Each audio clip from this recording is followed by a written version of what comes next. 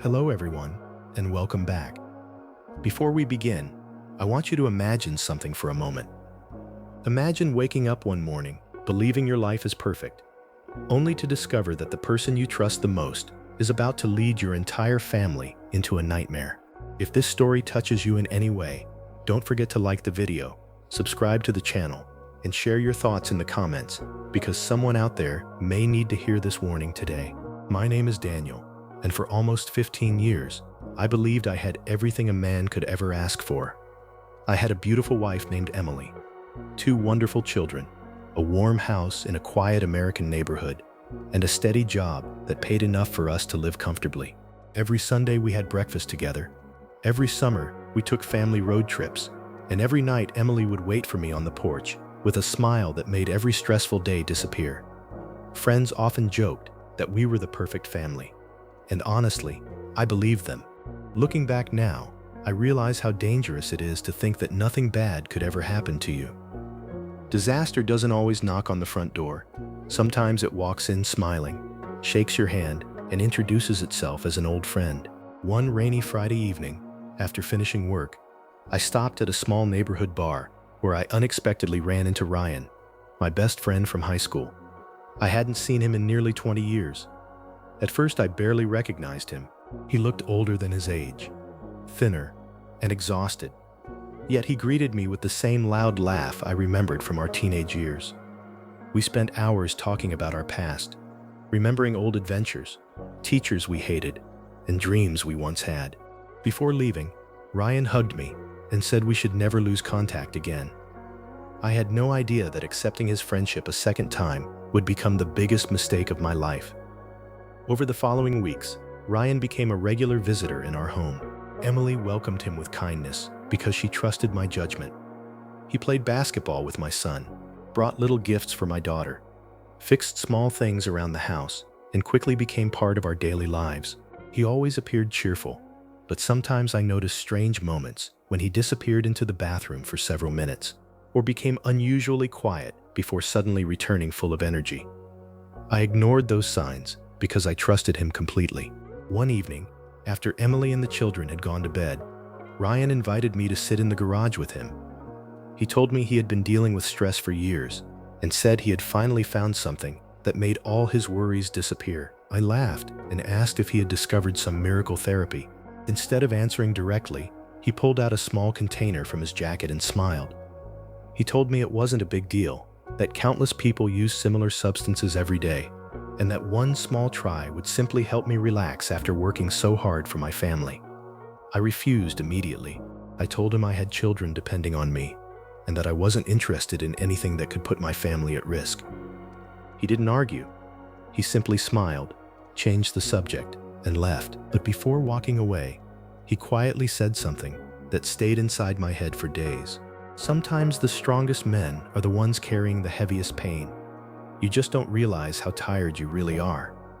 Those words followed me everywhere. Work became more stressful. Bills piled up. My boss kept demanding overtime. I stopped sleeping well. Every evening I came home exhausted, pretending everything was fine while silently feeling like I was drowning. Ryan kept visiting, never pushing me, never forcing anything, only repeating that he had found a way to silence the pressure. Eventually, one terrible night after a long argument with my supervisor and another sleepless evening, I called Ryan instead of going home. He arrived within minutes. We sat inside his car in complete silence. Then he looked at me and said, "Just once, Daniel. If you don't like it, you'll never touch it again." I wish I could tell you that I walked away. I wish I could tell you I remembered Emily's smile and my children's faces, but I didn't. That single decision became the first crack in the foundation of the life we had spent 15 years building together. The worst part wasn't what happened that night. The worst part was waking up the next morning, believing I was still completely in control, when in reality, I had already taken the first step toward destroying everything I loved. For a few days after that night, I convinced myself nothing had changed. I still went to work every morning, kissed Emily goodbye before leaving, and laughed with my children at dinner. I kept repeating the same lie inside my head, I can stop whenever I want. Ryan knew exactly what I was thinking, because he had once believed the same thing. He never pressured me anymore. He didn't have to. Whenever stress became unbearable, I found myself calling him instead. The weeks passed, and what had been a single terrible decision quietly became a habit I refused to admit existed. Emily was the first person to notice the difference. She asked why I looked so exhausted all the time, why I had become distant, and why money seemed to disappear faster every month. I blamed overtime, inflation, unexpected bills, anything except the truth. She wanted to believe me because she loved me, but I could see the worry growing in her eyes. Soon I started missing family dinners. Sometimes I came home after midnight. Sometimes I didn't come home until sunrise. My children stopped waiting for me at the window because they no longer knew when I would return. One evening, my daughter handed me a drawing she had made at school. It showed our family holding hands in front of our house. Then she looked at me with innocent eyes and asked, "Daddy, why aren't you smiling anymore?" I forced a smile, hugged her tightly, and went into the bathroom, where I broke down crying. I wanted to stop. I truly did, but every time I tried, the anxiety, the shaking, and the overwhelming emptiness pulled me back. Ryan kept telling me that everything would be fine, that I just needed a little more time. I believed him because admitting the truth was too painful. Then the financial problems became impossible to hide. Savings disappeared. Credit cards filled up. I secretly borrowed money, sold tools from my garage, and even pawned my late father's watch without telling Emily. When she discovered the receipt, she stared at me in complete silence. She didn't scream. She didn't insult me. She simply asked, "Daniel, what is happening to you?" I looked into the eyes of the woman I loved more than anyone in the world, and I lied again. I told her business at work was unstable and that everything would improve soon. She nodded, but I could tell she no longer believed me. A few days later, she packed a small suitcase and said she was taking the children to stay with her sister for a while.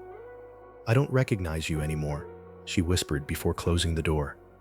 The house had never felt so empty. I sat alone for hours, surrounded by silence, blaming everyone except myself. Instead of asking for help, I called Ryan again. He came over that night and found me completely broken. I told him Emily was going to leave me forever. He stayed quiet for a long time before saying something that still haunts me. "Maybe she just needs to understand what you're going through. Maybe if she felt what you feel, she'd stop judging you." At first, I was shocked by the idea. I told him Emily would never agree to anything like that. Ryan smiled and said I didn't have to force her. "Just help her relax one evening," he said. "She trusts you more than anyone." I should have thrown him out of my house that very second. Instead, I listened. A week later, Emily returned because she wanted to save our marriage. She believed the man she had married was still somewhere inside me. She cried in my arms and begged me to tell her the truth. Instead of confessing everything, I betrayed the person who loved me the most. I convinced her that we both deserved one peaceful evening together, free from stress and fear. I told her it would calm our nerves and help us reconnect after weeks of pain. She hesitated, but she trusted me completely. That trust, built over 15 years of marriage, became the weapon that destroyed her life. From that night on, I wasn't the only one trapped. I had pulled the love of my life into the same darkness, and neither of us realized that our children were about to pay the highest price of all. The change in Emily was slow at first, almost impossible to notice unless you knew her as well as I did. The woman who used to wake up early to make breakfast for our children now struggled to get out of bed. We promised each other every morning that it would be the last time, but by evening we had already broken that promise. Our home, once filled with laughter, became painfully quiet. Dirty dishes piled up in the kitchen. Bills went unpaid. Family photos gathered dust on the walls, as if they belonged to strangers instead of us.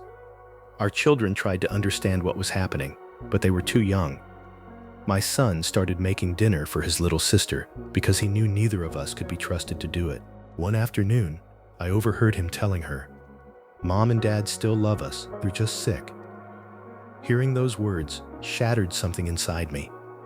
My own child was comforting his sister while I was destroying the only family they had ever known. Soon, I lost my job after missing too many days of work. Emily lost hers a few weeks later. Without income, we fell behind on our mortgage. Collection notices arrived almost daily, and one cold morning, a notice was taped to our front door informing us that the house would be taken if we didn't pay what we owed. I stood in the driveway staring at the paper while memories rushed through my mind. Teaching my son to ride his bicycle, watching my daughter take her first steps across the living room, celebrating birthdays, Christmas mornings, family movie nights. Everything we had built together was slipping away because of decisions that had started with one trusted friend and then continued because of my own weakness. Ryan had disappeared by then. His phone number no longer worked, and nobody seemed to know where he had gone. I spent days looking for him, wanting someone else to blame, until I finally realized the hardest truth of all. Ryan had opened the door, but I had chosen to walk through it. Worse still, I had taken Emily's hand and pulled her in with me. The final blow came on a rainy afternoon when child protection workers knocked on our door after receiving reports that our children were being neglected. They weren't cruel. They were calm and professional. They simply looked around the house, spoke gently to the children, and told us they could not leave them in that environment. My daughter wrapped her tiny arms around my waist and cried, asking why she couldn't stay with Mommy and Daddy. My son didn't cry at all. He just looked at me with eyes far older than his age and quietly said, "You promised you'd always protect us." Those words cut deeper than anything I had ever experienced. As the car drove away with both of my children, I collapsed onto the wet driveway beside Emily. We had lost our home, our jobs, our health, and now the two people who had trusted us without question. That day became the turning point. For the first time, I stopped lying. I admitted everything. Emily and I entered treatment, knowing the road ahead would be long and painful. Recovery did not erase what we had done. It did not bring back the lost years or instantly heal our children. Trust had to be rebuilt, one small step at a time. Months turned into years before we were allowed to see our children regularly again, and every visit reminded us of the price our family had paid. Today, I tell this story not because I am proud of it, but because I hope it reaches someone standing where I once stood.